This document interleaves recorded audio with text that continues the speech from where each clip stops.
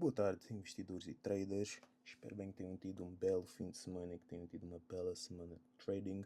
Meu nome é Fagner Lima, do Segue o Dinheiro, e vamos aqui olhar para os eventos mais relevantes para a semana que se avizinha, a semana de 3 a 9 de agosto. Portanto, o tema dominante para a semana que se avizinha é, inequivocamente, o mercado de trabalho norte-americano, com o Non-Farm Payrolls de sexta a concentrar as atenções de todo o mercado depois de uma Fed que já deu sinais inequivocamente dovish.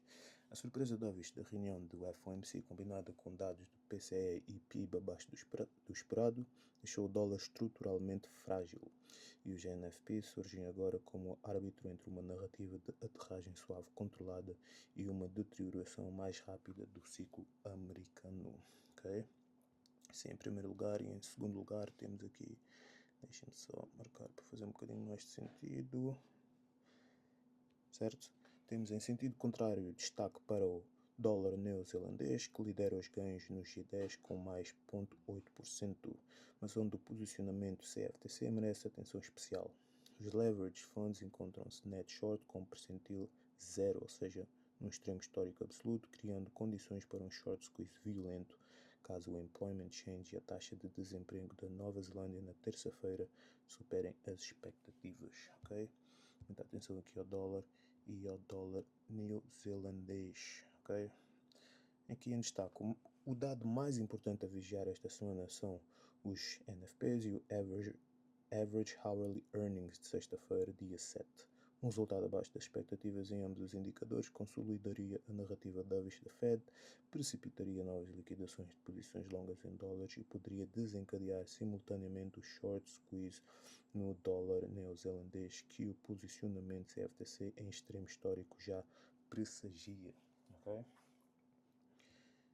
Olhando aqui para o que temos especificado neste preciso momento até ao final do ano, temos o Banco Central americano com 38 base points até dezembro, o europeu com 43, o inglês com 32, o japonês com 30, do Canadá com 21 e australiano com mais 15 base points até dezembro. Portanto, o que é que podemos concluir daqui? Podemos concluir que 4 destes bancos, nomeadamente o americano, o europeu, o inglês e o japonês, têm pelo menos uma subida de juros, um rate hike precificado até dezembro, enquanto que o Banco do Canadá e o da Austrália não têm nenhum precificado até dezembro. Portanto, temos aqui divergência monetária, né, de política monetária entre estas economias. Ou seja, trades entre estas 4 contra as outras duas que não têm são viáveis, mas pronto, não podemos esperar movimentos muito violentos, visto que, apesar de nem todos planearem aumentar os juros até o final do ano, continuam todos aqui numa política de hold e de hike, ok? Se houvesse uma divergência em que algum deles está a pensar cortar os juros num futuro próximo, pronto, aí já teríamos movimentos mais acentuados no mercado. Dando continuidade e passando aqui para o nosso Insider. Aqui está. E olhando aqui para dar um contexto daquilo que guiou o mercado na semana passada, tivemos a surpresa da vista Fed, intervenção cambial japonesa, preços elevados do petróleo e incerteza política nas Filipinas, mais o conflito nos Estados Unidos e Irão e subida do petróleo acima de $100 por barril, que é possível que mude esta semana. Em termos de drivers do mercado, tivemos a divergência monetária a 25%, todas elas a 25%, sendo a divergência monetária, crescimento diferencial, geopolítica e outros. Numa eventualidade de uma reescalada dos conflitos no Médio Oriente, haveremos de ver a geopolítica mais uma vez a dominar os drivers do mercado. Caso isso não aconteça e que voltemos mais a um regime de risk on, em termos de sentimento de risco, haveremos de ver a divergência monetária e o crescimento diferencial mais uma vez a dominar o mercado. Okay?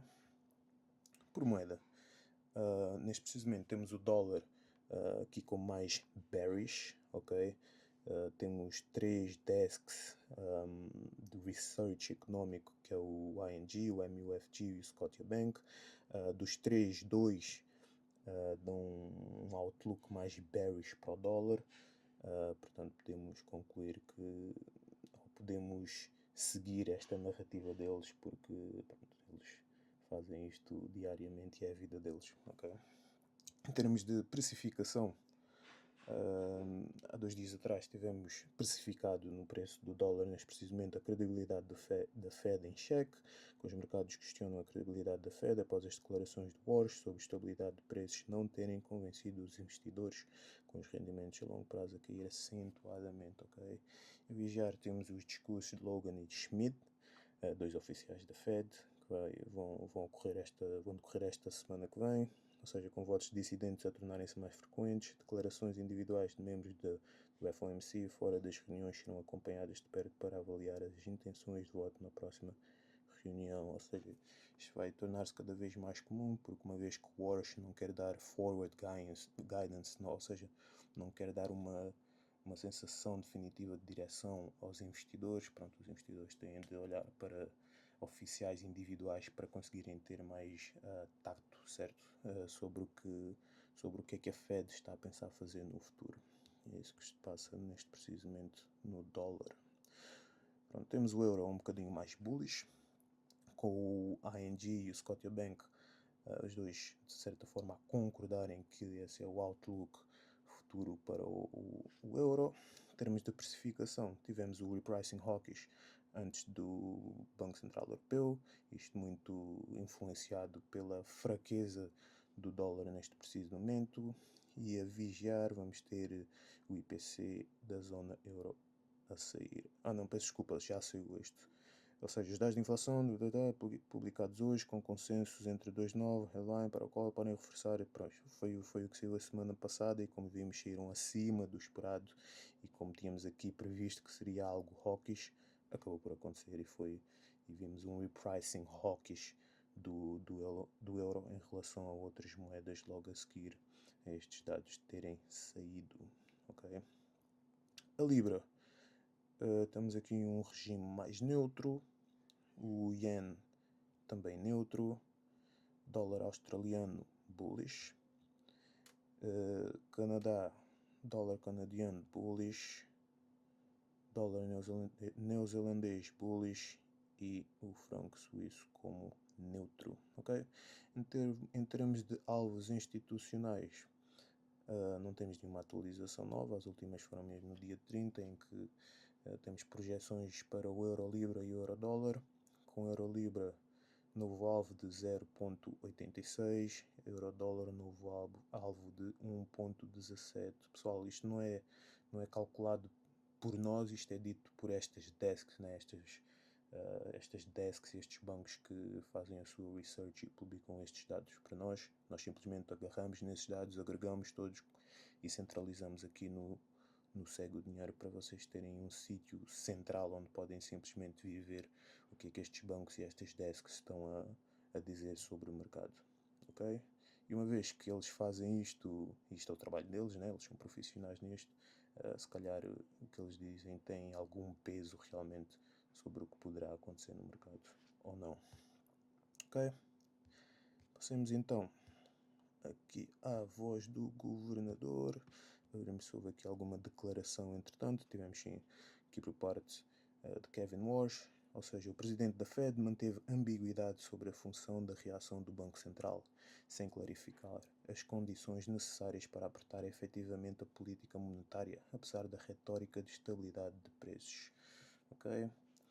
Ou seja, antes desta reunião, Kevin Walsh disse que estaria disposto a fazer tudo que fosse preciso para trazer a estabilidade de preços à economia americana. No entanto, a decisão do FOMC foi um bocado contra essa declaração anterior dele, uma vez que decidiram manter os juros como estavam em vez de atacar a inflação com uma subida de juros. E é este tipo de ambiguidade que está a deixar os mercados ali com alguma incerteza em relação aos próximos passos da Fed.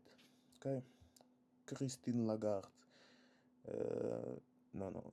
Temos aqui Cláudia Bush. Pronto, isto também não há nenhuma atualização para o euro. Temos sim por parte do governador Bailey do Banco Central Inglês, ou seja, o governador Bailey minimizou a urgência em torno do calendário da próxima subida de taxas, apesar da votação do MPC ter sido de 6,3 a favor de manter as taxas inalteradas, com 3 membros a pedirem um aumento de 25 pontos base. Ok? Em termos do Banco Central japonês, tivemos o governador Ueda a dizer: o governador Ueda sinalizou a possibilidade de uma subida de taxas em setembro, o que os participantes do mercado interpretaram como uma mensagem ligeiramente hawkish após a decisão de manter as taxas em 1%. Ok? E para os restantes bancos não temos nenhuma atualização. Por último, pares a observar. Começamos aqui com a nossa bússola de política monetária. A diferença entre esta bússola e o outro componente, onde conseguimos ver as taxas até dezembro, é que nesta bússola temos o que está precificado em termos de decisões monetárias dos bancos até 2027. Mas o que nós mostramos aqui é onde há mais probabilidade de haver um movimento monetário por parte desses bancos, ou seja, por exemplo, aqui no banco inglês temos 61% precificado no dia 5 de novembro de 2026, ou seja, existe uma grande probabilidade de haver um movimento monetário, de política monetária nessa decisão do Banco Central inglês. No entanto, apenas temos 23 base points especificados, ou seja, se tivéssemos 61% mais 25 e para cima, pronto, teríamos muito mais certeza que o mercado, ou seja, isto não é dito pelos bancos centrais europeus, isto é calculado através de índices que existem de futuros que mostram o que os mercados, ou como é que os mercados estão a interpretar a direção de política monetária baseado no que os governadores nos dizem, no que os oficiais nos dizem e baseado nos dados económicos que saem em relação a estas economias, ok? Portanto, é uma espécie de consenso do mercado e não tanto algo que é dito pelos bancos diretamente, ok? Olhando para aqui, temos 5 bancos na secção de subida e temos um em pausa, que é o australiano, e daí teremos nas maiores divergências o dólar australiano contra o dólar americano. Okay? Olhando aqui para os nossos pares a observar, o par que tem maior nível de confluência é aqui o dólar australiano e o dólar americano. Como vimos acima, temos 3 de 4 digamos, tags, não é? Ou 3 de 4 variáveis a favorecer algum tipo de movimento neste par. Temos a divergência de política a diminuir moderada que favorece o dólar americano, ou seja, a divergência de política. O que está precificado é que, neste precisamente, o dólar australiano tem os juros mais altos, oferece juros mais altos do que oferece o dólar americano, uma vez que essa divergência está a diminuir, ou existe o potencial de haver uma diminuição dessa divergência, os juros começam a aproximar-se e a moeda que oferece juros mais baixos tende a ganhar em relação à moeda que tem os juros mais altos, porque elas estão a aproximar. Imaginamos, se o dólar australiano está a oferecer 3 e o americano está a oferecer 2, mas está precificado que vai haver uma subida do dólar americano para 2,5, então já não me faz sentido ter apenas o meu capital no dólar australiano, uma vez que o dólar americano começa a oferecer juros mais altos. Então eu posso balançar o meu portfólio e alocar parte do meu capital também no dólar americano, uma vez que começa a oferecer juros mais altos. Okay? Espero bem que tenha feito sentido. Em termos do insider institucional, foi o que tivemos a ver. É aqui o que as desks e os bancos vão dizendo, beneficiando uma ou outra moeda a mais. E temos o catalisador para amanhã, que vai ser o ISM Manufacturing PMI para os Estados Unidos. Ou seja, se vier acima do esperado, haveremos de ver um repricing hawkish que favorece o dólar americano, senão provavelmente haveremos de ver um repricing hawkish que favorece, não hawkish, aqui o dólar australiano, tal como o euro e as outras moedas, caso venha abaixo do esperado, este indicador americano não beneficia de um repricing hawkish, mas beneficia da fraqueza do dólar, ou seja, beneficia da fuga de capital que vai acontecer do dólar, que provavelmente beneficia todas as moedas que não são dólar, ok? E pronto, tem aqui os restantes, pessoal, podem vir ver aqui, confirmar qual é a confluência, se faz sentido para vocês ou não. E assim, muito por alto é isto que temos na semana que vem. Pessoal, espero bem que tenham gostado aqui desta análise rápida. Vamos tentar fazer isto todas as semanas para vos dar algum contexto e também para vos ensinar a utilizar a plataforma como deve ser. Caso tenham algum tipo de dúvida, não hesitem a falar e contactar-nos.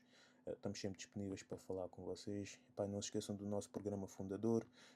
Temos 90 lugares ainda abertos, ou seja, os próximos 90 membros que se juntarem, e neste precisamente não se paga nada, é grátis, apenas pedimos o vosso nome e um e-mail. Quem se juntar até irmos definitivamente de live, ou seja, até lançarmos o produto definitivamente, vai beneficiar de 20% de desconto vitalício. Ok? Pessoal, um bom fim de semana, boa semana de trading e continuem a seguir o dinheiro.